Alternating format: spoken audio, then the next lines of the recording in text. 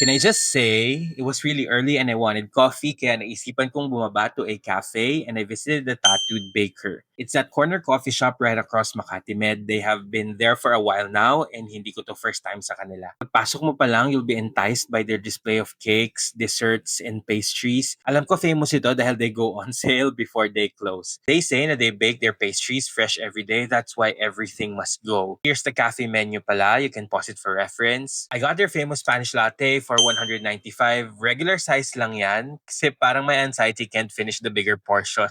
Like any other regular Spanish latte, it's a little on the sweeter side dahil sa condensed milk. Pero I don't know why, parang bad shot yung espresso na nalagay sa drink ko. It was too sour and acidic for my liking. Buti na lang creamy siya, kaya na-balance off. I also got their pano chocolate. Basic order ko to sa kahit anong cafe. I asked them to warm it up nung nag-order ako, pero I'm not sure kung lumamig ba agad pagka-serve sa akin. I don't know if you notice, medyo pale yung color niya for me. Soft din yung pastry, pero for someone who loves flaky food, hindi ako nasatisfy. The chocolate inside din, hindi nagmelt. Para kang nagbabite ng pinatigas na choco-choco kung nare-remember niyo pa yon. This was 175 and medyo nagsisi ako na sana yung pistachio croissant na lang yung kinuha ko. Buti na lang super early pa to, na-appreciate ko pa yung hindi masyadong busy na time. Perfect yung setup nila for people watching na favorite kong ginagawa kapag mag-isa ako. Overall, decent naman yung Tattooed Baker. Medyo pricey lang siya for me para sa quality and sa service. Pero their other pastries are good and I'm yet to try their other drink options. Kaya I say, go na, try mo na din.